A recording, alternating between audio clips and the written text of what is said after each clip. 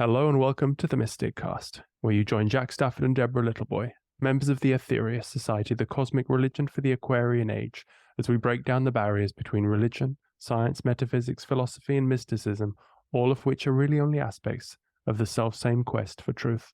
Please note, this is an independent, not produced or fact of the Aetherius Society. Today, our guest is Andrew Cohen. Hello, Andrew. Hi, how are you doing? Very well, thank you. And you're in the south of India. Yeah, South India, Tiruvannamalai. It's a very famous pilgrimage town for Westerners and Indians. There's a very famous temple here. There's a very famous mountain called Arunachala. And the ashram of the great realizer Ramana Maharshi is here. So it's a very sacred place. Attracts a lot of people. Mm. And I guess that's why you're there. Is that right, Andrew? That's why you decided to make that your home? Yes, absolutely. It's a very spiritually profound, powerful, magnetic place. Because I've been researching a lot about you, and you had your enlightenment in it. I'm in Italy at the moment. I'm not far from Rome. You had your first spiritual experience in Rome? Indeed, indeed, I do. When I was 16, I had a very powerful awakening experience late one night in an apartment I was living with my mother. Shall I describe it to you? Yes, please. Yeah, because as far as we understand, that was it like a raise of Kundalini, or was it? Well, it could have been. That could have been the catalyst. I was reading William James' Varieties of Religious Experience, which definitely had an influence on me. And we were sitting up late one night, and for some reason, the doors of reception just began to open. It seemed like the walls in the room we were sitting in disappeared. And I felt the whole infinite expanse of the universe just was suddenly everywhere. I felt like I was sitting in the middle of the infinite. And suddenly it became apparent to me that there's no such thing as death, that all points in space are exactly the same place. And there was an overwhelming presence of a kind of unbearable love that felt physically crushing and actually overwhelming. I felt if it didn't stop, it was going to kill me. Mm. I'd never been so happy and so awake and so conscious in my life. And I knew that moment was the only moment I'd actually ever been truly conscious. It was a moment of profound wakefulness. And that's when I was a secular Jew before then. I was a secular materialist. And it changed my life forever. It sounds like a cosmic consciousness, or is that? I think so. I think that's very, very similar to that kind of idea. Absolutely. Is it good Andrew, sorry jumping in, Jack. I do that, Andrew. You'll notice I'm quite rude. Were you doing any practices before that? No. Had you been well, not in this life. No. I mean, That's exactly. Spirituality in any way before that time, or was it like a bolt out of the blue, complete? Well, I was experimenting with psychedelics like everyone else was in those days, but I wasn't consciously aware of a spiritual impulse that was driving me or guiding my life. I hadn't done much introspection, philosophical introspection at that point in my life, so I wasn't really thinking that deeply. But I didn't know that there was any inherent meaning and purpose in life or in consciousness, which I discovered in that experience, that there's inherent meaning and purpose in the experience of consciousness. And in the event of life and manifestation is pregnant with meaning and purpose if only we have the eyes to see it. So that got me started on my quest. And I wanted to be a musician at that time. I wanted to be a jazz musician, but I was haunted by this experience for the next few years. I was 16 when it happened. And this experience kept calling me, it kept haunting me. Oh, at the end of the experience, a voice, I know this sounds a little strange, but a voice said to me, "If you surrender your life to me and me alone, you have nothing to fear." I never forgot. Of you or in your head? The voice, was it outside or within? Within. So at 22, I made up my mind that I wanted to rediscover this extraordinary state of consciousness that had visited me without any expectation. And I became a kind of a dedicated seeker when I was 22. But the difference between me and many of the other seekers I met at that time is that I knew that enlightenment existed, that it was real, the cosmic consciousness was real because I'd experienced it. I wasn't going on faith as some of the seekers have to do. And I was a troubled young person. I had failed in many things I tried to do, but this was the one thing to wake up and be awakened to enlightened awareness was the only thing I was sure was going to happen one way or the other, sooner or later. I didn't know how, but I knew it was going to happen, just a matter of time. Did you develop, our master, Dr. King, tells us that when the Kundalini rises, when you get a raise of consciousness, the siddhis, the clairvoyance, clairaudience, these naturally come. Have you experienced any of these? Not particularly, no, not really. I mean, ever since I met my guru, he bestowed upon me a great gift, a gift of the transmission of enlightened awareness. So that I consider to be a great siddhi. That was a gift that came from God through him, or came from him to me. I certainly didn't earn it. Unearned, mysterious grace. Perhaps we could also, early on in the interview, just so we can get it out of the way, address the elephant in the room, because when we were researching you, the words, guru and controversial came up. I've been controversial my whole life. Yeah. How did that trip go? Well, I think the reason is because I've always been a very truthful person, and I've also been very bold and kind of outrageous and radical. And I didn't realize when I was young, I started teaching when I was 31. I was very, very young when I started teaching.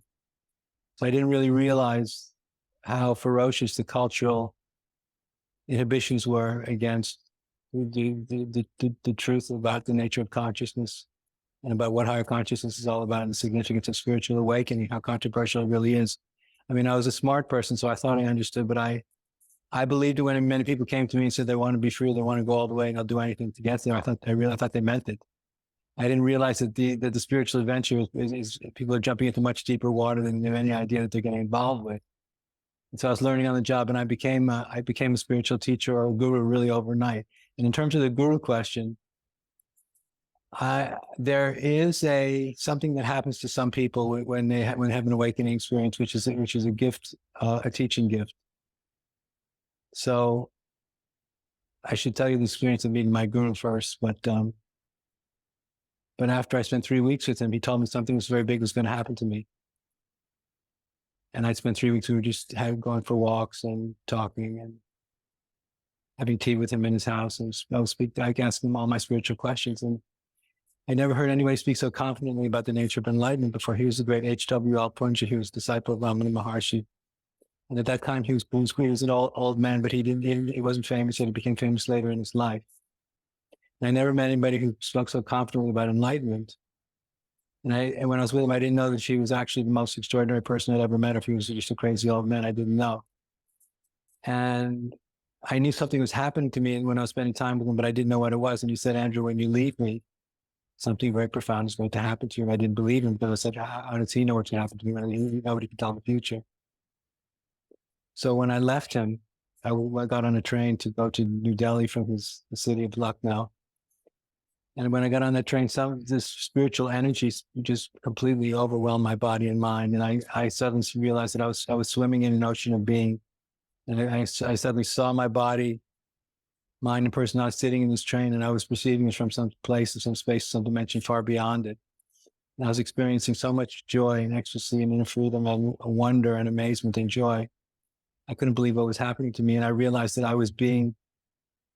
it felt like I was being consumed by a spiritual presence, an energy and intelligence that I couldn't see, but that I could feel all around me, within me. And I felt like my very being was being consumed. And if this process didn't stop, that I would be nothing left of me. And I was simultaneously exhilarated and grateful and absolutely terrified.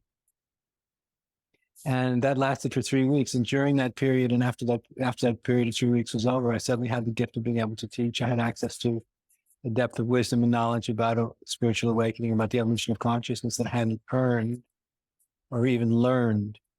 It suddenly was available to me. And so there was a measure of mastery that he just bestowed upon me. And very quickly, all of my friends just started treating me very differently. And this happened so in my particular case, it was very unusual, but it happened overnight in some strange way. So in terms of the guru question, which is a bad word, I know these days, there is what I believe is called the guru principle. The great Ken Wilber came up with this term called the guru principle. And the guru principle is the awakened capacity to share consciousness and share the wisdom that's bestowed upon us through the awakening of consciousness to other people. It comes spontaneously, seemingly, it feels seemingly from the source of reality itself. It seems it comes from the mind of the Buddha, the mind of the Guru, the mind of the Christ, the mind of the source of all of reality. It seems to be something from the source. When I saw the video about your own great teacher, you seem to have access to that same source of absolute knowledge in the universe. And the people that don't have these kinds of experiences, it sounds unbelievable, but it's actually true. So the guru principle awakens in some people, and then they become teachers or guides or gurus. And it's a function of that. It's almost a function of nature. It's not when it's for real. It's not an ego trip. It's a blessing. A blessing, and people who have this awakened power to share consciousness with other people can directly transmit their own awakening to other people, and they can give people a glimpse of their own potential for liberation, which is the greatest gift somebody can receive. And if they practice what they've been taught, if they grow the fire that's been lit in them, they can become liberated themselves. Can I ask, please, Andrew, how did you find your master? What led you to that particular person? And you? I had several teachers, and then I kind of figured. Then I got tired of having teachers and gurus. I had a couple, and I was very influenced by the great J. Krishnamurti, who said, "The truth is a pathless land." So I felt at that point, this was going to happen if I could get there on my own, if I just found a place where I had enough discipline. So I was going to go to Korea and live on a mountain. I had a lot of Zen monasteries, and I was going to do a Zen sesshin every month and study martial arts and be celibate for 5 years. I had a whole plan. But in the meantime, a friend of mine had heard about this wonderful spiritual master who'd been a direct disciple of the great Ramana Maharshi. He was supposed to be incredible. And I said, well, I'm not interested in going to see teachers anymore, but I think I'll go see him for 2 or 3 days, and then I'm going to leave and go to Korea. And when I went to see him, he was a very powerful man. He was sitting on his bed. There was one other person there. And I told him I have no expectations. And he said to me very loud, "That's good." And something happened immediately after I met him, which is I said, "How much effort do you have to make if you want to be free?" And then he whispered and said, "You don't have to make any effort to be free." Now, intellectually, I didn't understand what it meant. But then I remember I looked at the ground, and I realized when I was looking at the ground that my own true nature was like water, ever freely flowing, ever unobstructed. And it became apparent to me in that moment that unenlightenment was only a thought. And this took about 20 seconds, and I was just looking at the floor, I wasn't saying anything, and then he burst out loud, "That's it!" And I looked up at him, like shocked, how could he hear my own thought process?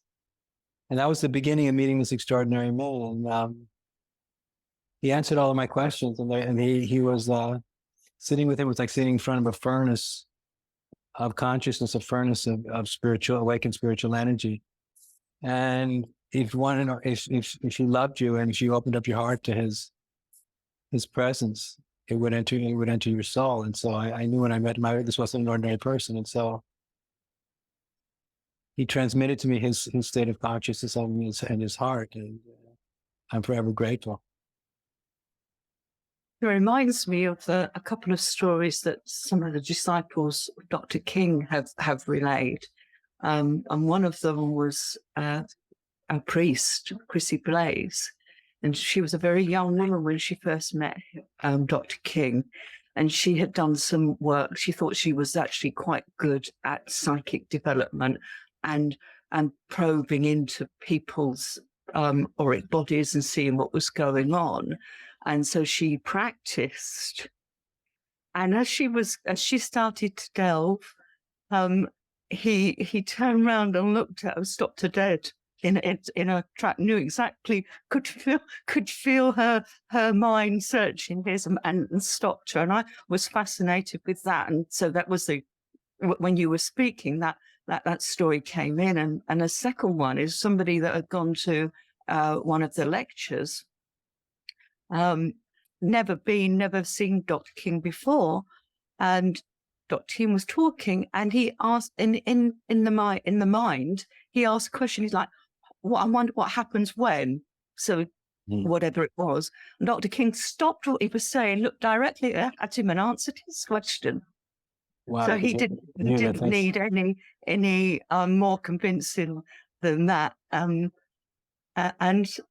we know that these things can happen because well, for me, because I've read them, they've never happened to me. So to sit in a room, so to speak, with somebody that has actually had that experience is actually exciting and humbling. It's like the two ways of it. Yeah.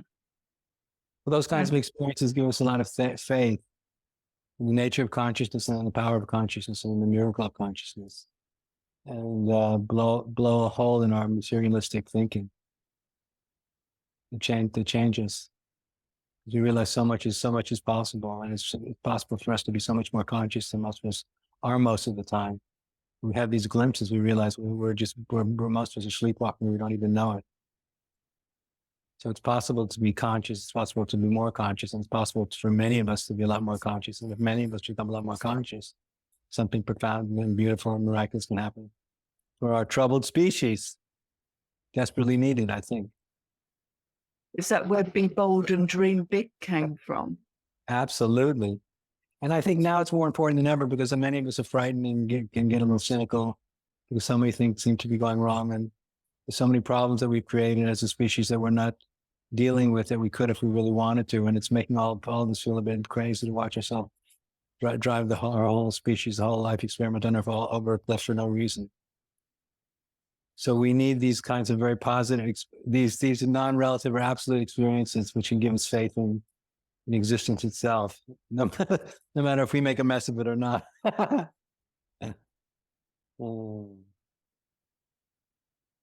So, can you explain the forum that you have where you call for visionaries and how that would actually, the practices on your online community work in a nutshell? So if I was to join, what would I expect to find? Because I've looked and I've seen a nice yoga room, and I've seen a lovely temple, and I've seen beautiful wood, and it all looks fab. But I come from a discipline where I do my breathing exercises every day. I do my mantra every day. I do my prayers every day. I have a grateful heart whenever possible. It's very much, I'm still at the having to put like the nuts and bolts work into it. We all do. I don't think there's ever a time when that ever comes to an end, really, except for maybe the rarest of rare souls. Because for myself, there are long periods of time when I'm in a spontaneous state of flow, an ease of being, state of free fall. Sometimes I have to make effort to concentrate, to focus, to control my mind, to be disciplined. But to answer your question, I could get to the crux of the matter. What I discovered through my work over the years, which is a possibility of people coming together in the experience of enlightened awareness. So usually when people awaken to enlightened awareness, it's usually something that happens as a subjective experience within the inner domain of the unique individual. It's the experience that the unique I has. So I was wondering what would it be like if we could actually share the awaken to the ground of being, or to that deep singularity of consciousness. What if we could awaken to that together? What if you and I could meet there? So what if we could meet as separate individuals in the shared awareness of unconditional absolute non-duality? What would the human experience be like? What would the potential for the human experience be like if we could meet in the shared intersubjective state of non-duality? So the goal of my work is to create the conditions that make it possible for people to be able to meet each other in the shared awakened state of non-duality, and then see what's possible. Because that's not an end. I feel it's a means to a higher end, which is, of course, the evolution of consciousness. So to get into that point, I mean, I teach in many traditional ways. I give lectures. I give a lot of talks. I lead meditations. I teach people how to meditate. I teach people the fundamental philosophical, metaphysical principles of enlightenment philosophy, which are very solid once you understand them. I teach people how to practice the right relationship to the mind and right relationship to emotions. I teach people how to focus on cultivating a desire to be free and more liberated, more than they want anything else in life. And then the hardest part of the spiritual life, I'm sure as you both know, is transcending the conscious and unconscious attachment and then identification with the vicious small self called the ego. So the hardest part of spiritual practice is learning how to let go of this intense addiction to the fears and desires of the small self. But if we can let go of the fears and desires of the small self, we can awaken to higher spiritual aspirations, which is the aspirations of the bodhisattva, which is the awakening is the desire to become a vehicle through which consciousness can awaken to itself, because we realize that the energy and intelligence that created the universe wants us all to become more conscious, wants us all to awaken, wants us to live in majestic, glorious, ecstatic, co-creative happiness and unlimited creative potential. That's what that's the energy and intelligence that created the universe seems to have been built into the plan from the very beginning, and that's what we realize when we wake up. So I try and remove all the obstacles to that end and try to encourage everybody to get in line, get with the program that's already been present from the beginning of time. And yeah, and so what that looks like is people meditating together, talking together, and learning how to have certain kinds of discussions that are very focused on awakening to these higher principles, which means leaving the ego outside the room and focusing on catalyzing the potentials I'm speaking about. Sounds like the path of Nani yoga, of wisdom. Would you Yes. agree? I would agree. It's very much like a path of Jnana Yoga, except the collective dimension of it doesn't generally seem to be part of Jnana Yoga. Jnana Yoga is more, my imperfect understanding of it, it's more of a solo journey. So there's a lot of philosophical focus and clarity in what I'm trying to teach and how I'm helping people to learn how to think.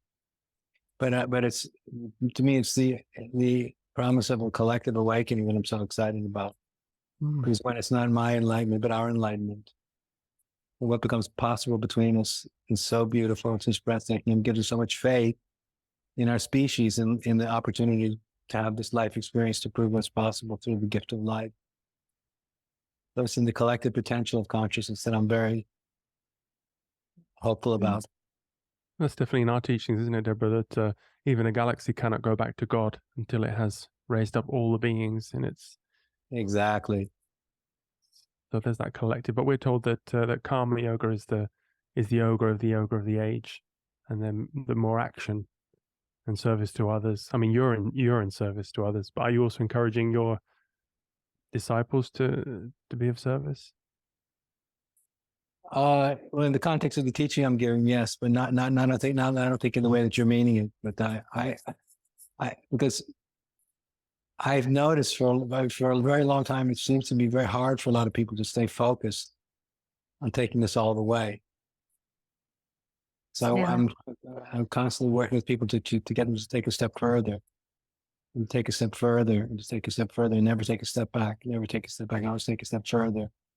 And if we can take a step further together, then the potential in consciousness between us gets greater and greater. And that's what I'm mainly focused on. Because as you know, in the spiritual life, it's easy to wake up, but it's even easier to fall back to sleep. Every day. Yeah. And so the goal is not waking up, but it's how do I stay awake? Because if I stay awake, I can keep going. People fall back to sleep in their value. They fall back to the values they used to have before they became interested in consciousness. And they say, oh, how did that happen? So, and they wake up again and they remember. So how can we learn? That's true. That's right. I'm sorry, no, my fault. You go for it.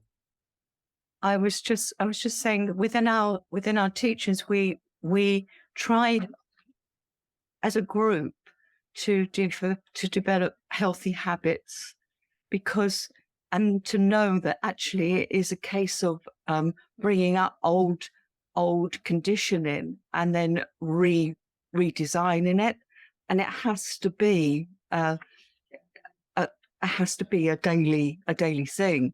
And you just saying that is just sort of endorsing everything we've got. We've got a Facebook group, so we're in a really quite dark place, trying to put some light across there. But together we try to work together as a unit to encourage each other not to fall back to sleep again. And the other thing that come from your website, I think it was, where you treat intuition and rationality as equal. And that's so much what we've been taught by the cosmic masters, that you have to use what they call cosmic logic. So you have to have a rational thought and question everything. But again, you have to tune your body in to listen to what your body's telling you. And it's that dance that balance. Learning how to do both gracefully and passionately. Yeah.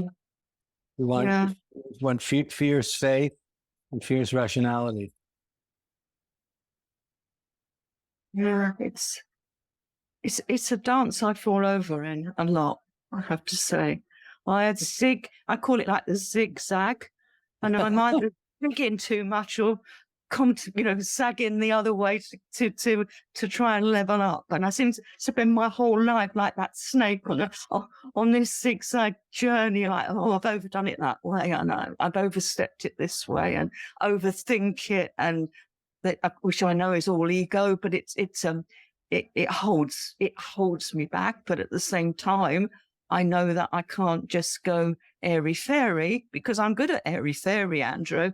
I'm probably one of the best. If you could get a medal for airy fairiness, I think that I would be teaching it. We all fail every day. We all make mistakes, and so there's no escaping being an imperfect human being. The awakening to enlightened awareness does not relieve us of our imperfections. But what enlightened awareness can bestow upon us, the experience of perfection, or the inner state of perfection, while an imperfect human being can experience perfection. It's my understanding that we can never be perfection, we can experience perfection. And so in response to what you were just saying, I think the most important thing is we never step back. Some people, when they wobble around and they make mistakes, they lose their confidence and they want to step back. And don't ever step back. It's better to step forward slowly, one step at a time.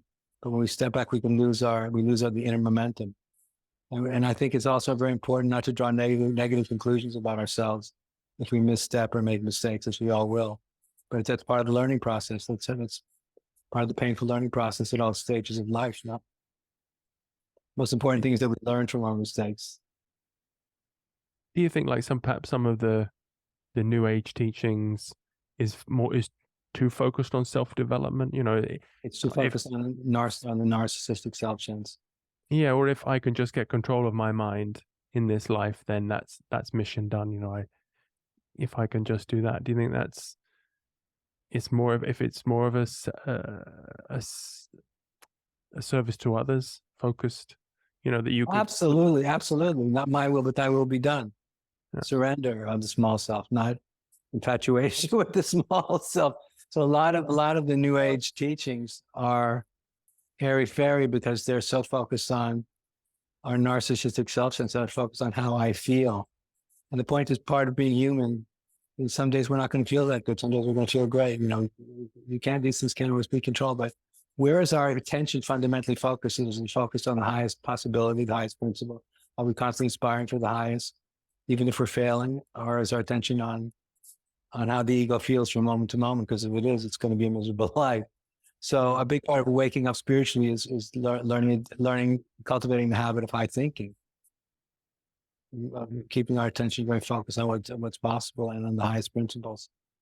And, if you have a group of people who are awakened to some degree, we're speaking together and sharing these higher principles, and there's one person in the group that can't stop talking about themselves and their personal problems, that one person will just bomb out the whole group. They'll destroy the energy and field because they just bring it down, because they won't give up their selfishness even then. And so for all of us, in terms of my portion of my response to your question of karma yoga is, can we for each other's sake keep our attention away from the pettiness of the small self? Because if we keep our energy focused on something much higher, there's an energy there that can keep us walking the straight and narrow and keep us beyond our mind. Because the problem is the conditioned ego, the conditioned mind, when it's connected to the ego, will drag us back down into hell very easily. And a lot of people want to start doing psychotherapy at that point to try and work things out. I'm saying you don't necessarily have to work things out. You just have to stay out of hell. Stay out of those places or those dark rooms in your own mind that he was going to lead you darker and darker into awful, hellacious spaces that exist in the psyche. So I don't believe, like a lot of people do, we need to work all this out and spend hours, days, weeks, months, years with flashlights going in there and pulling all this dirty stuff out of the closet. We all need to know what makes us tick and why we are the way we are.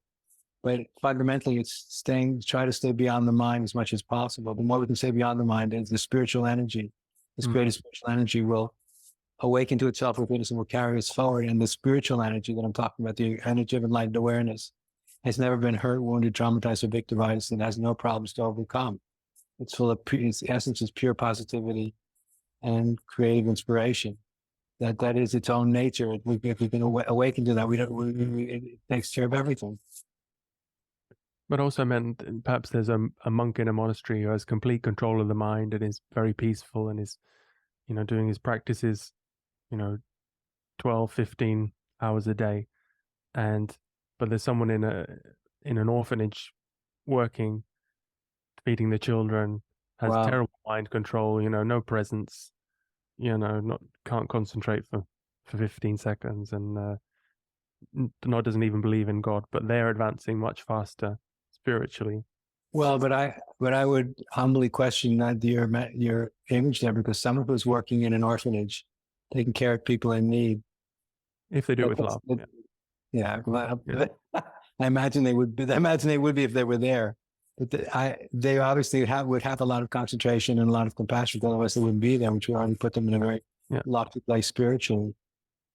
They already have a lot going for them if they're going to be doing that kind of work at all. Because very selfish people wouldn't be anywhere near a place like that. Yeah. And the other thing is that in terms of the monk in the monastery having perfect control over the mind, I mean, I with all humility, let's not believe everything we read. I think even disciplined monks in monasteries can have trouble controlling their minds. But I just mean if there was two young people.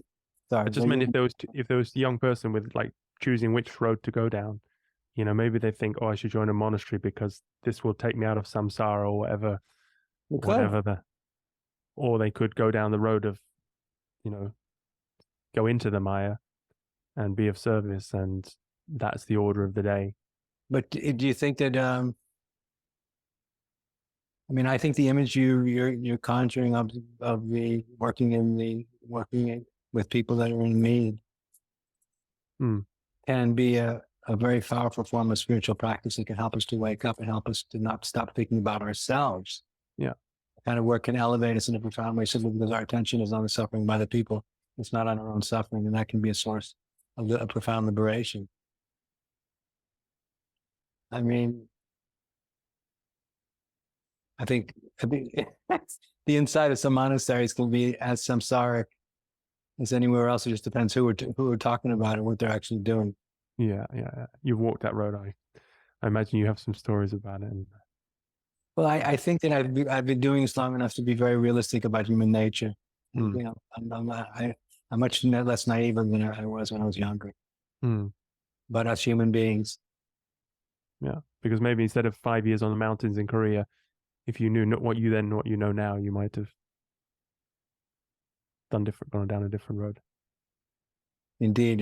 Yeah, well, life teaches us tough lessons to learn.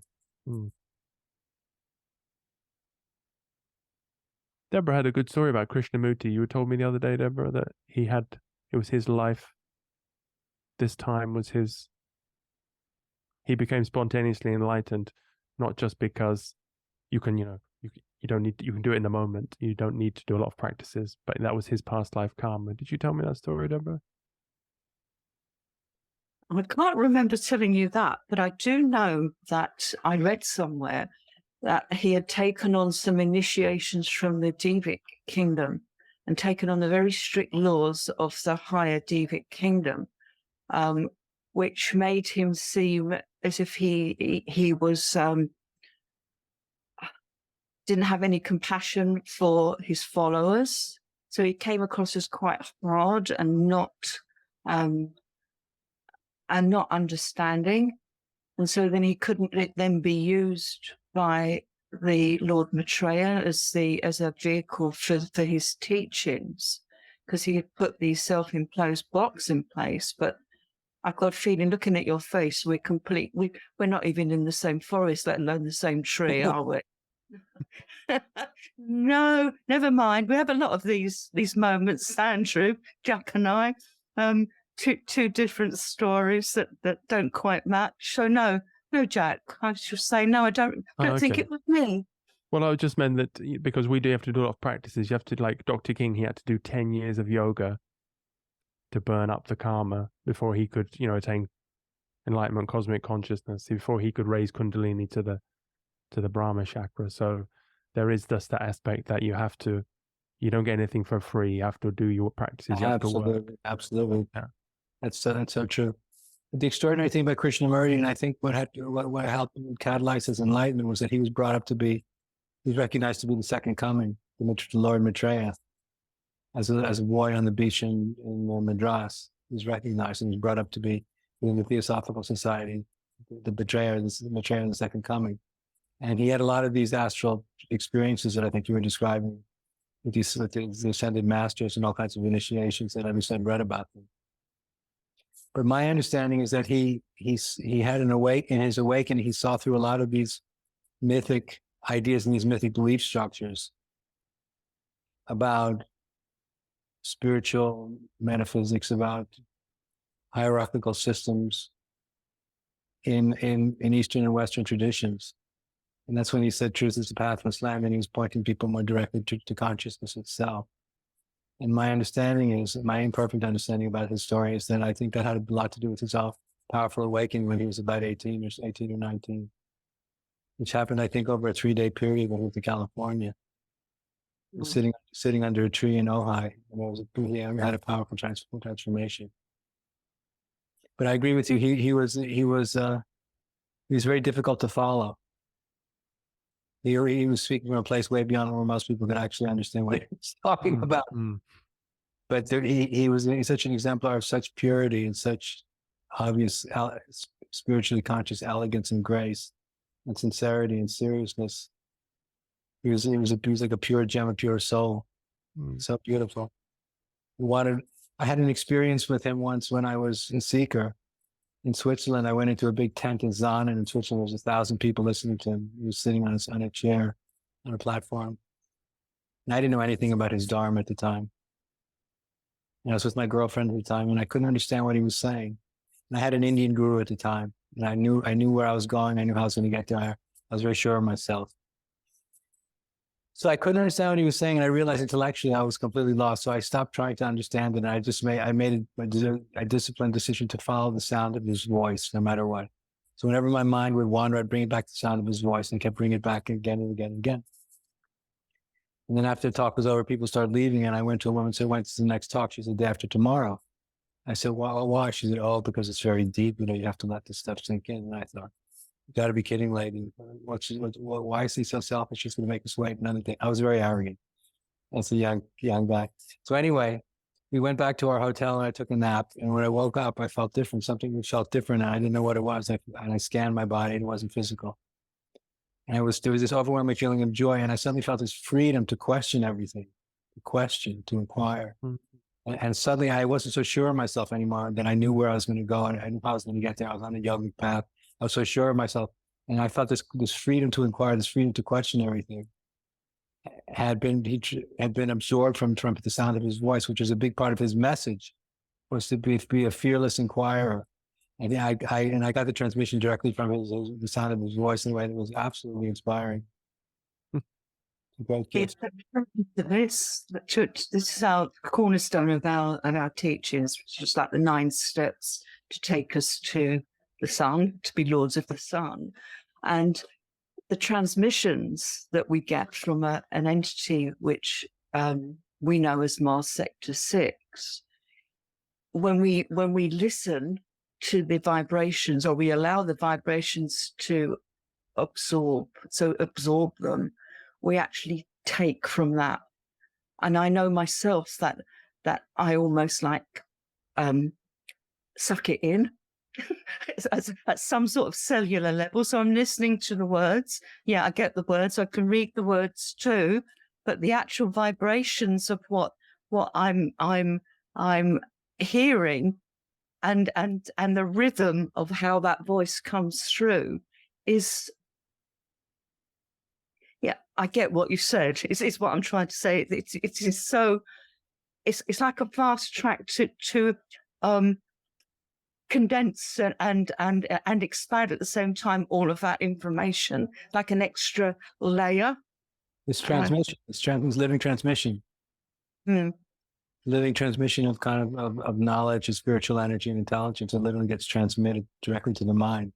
It's miraculous how it happens, but it can't happen under the right circumstances.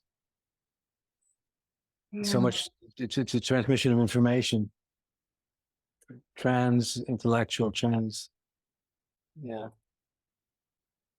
beyond the mind. And that's why we're so fortunate with our teachings that everything was recorded to the highest quality possible. And we have just to listen and listen again. These highly evolved beings speaking through the voice box of our master is just such a gift. Miraculous. I can't. If daily, I thank whatever part of me got me to the society, because the lower part of me would still be just, well, exactly. no point at all. No point at all. It's just less zig, more zag. Yeah, two big jigs and zags. Yeah, it's incredible. Yeah, so to listen almost through the words to the spaces between the words is powerful stuff. Just listening to you, Andrew, I found, because you speak very quickly, I was doing much the same thing, seeing like the white spaces between your words, which is I find it amazing. So yeah, anyway, enough about me, because that's just my ego self going on. But you're very fortunate because you're a finder. The people have found what they're looking for, and they know, and I have a measure of liberation because of that. It means you don't have doubt anymore. It doesn't mean there's not more work to do and more development to happen, but you found it. You found it. That becomes a source of spiritual self-confidence. It makes you a very, very lucky woman. There was a quote in the transmission which we use as a motto, is it, of the ecclesiastical part, is it, Deborah? The choose well, stand fast, know God. Beautiful. That's wonderful. Yeah. Wonderful. And that, again, for me, because I'm not an educated woman, the words are very simple. They're almost like children's book words, and they're not big words. And I understand them. So at some level, I understand them intellectually, but I know at a much deeper level, at the big depth level, at the higher mind level, I understand them a lot more. A lot of the deepest truths we understand in ways that the mind cannot grasp, that the heart can recognize. Absolutely. Yeah. Incredible. Indeed. You're an amazing man. Well, that's very kind of you. Thank you so much. It's very sweet. Thank you. So it's delightful to talk with you about you both of you, and from what I saw in the video, I saw all of the disciples of the Master seem to be so intelligent, so coherent, so sincere, and so deeply touched by the spirit of the Absolute, which is quite unusual. You all have a lot of spiritual self-confidence. It's very powerful and obvious. You're lucky.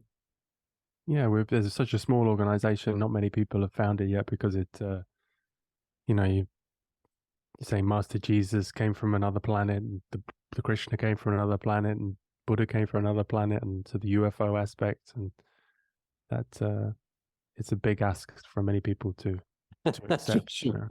That's for sure. Did you? So you've met many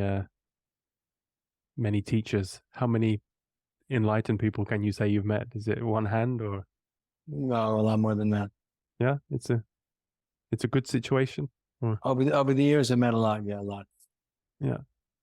All different kinds of people, but the way enlightenment manifests itself in different people is so very different. When I was a young seeker, I wanted to know not only what did enlightenment feel like as an inner subjective experience, what did it look like? How did human beings who were supposed to have access to this miraculous state of consciousness, what did they look like? What did they walk like? What did they talk like? And then I found out they're all very different. Mm. But often what they have in common is that they'd awakened to this ultimate mystery that the mind can never grasp, and the knowing of this mystery miraculously liberated them from attachment to the mind in a way that freed their souls. And they were all aware of it. They all knew it. And also, what happens with this when this miracle happens is it awakens the capacity for love, the kind of an impersonal expression of love and care, and not compassion, but not merely unonly compassion, but kind of it's the love of the self for itself in all of us. It's beautiful. All right. Well, I think that's a beautiful note to end on. Thank you. Thank you both very much. You've been very kind and very wonderful to talk to. All right. Thanks again. Thank you very much. Much love to both of you. Bye-bye.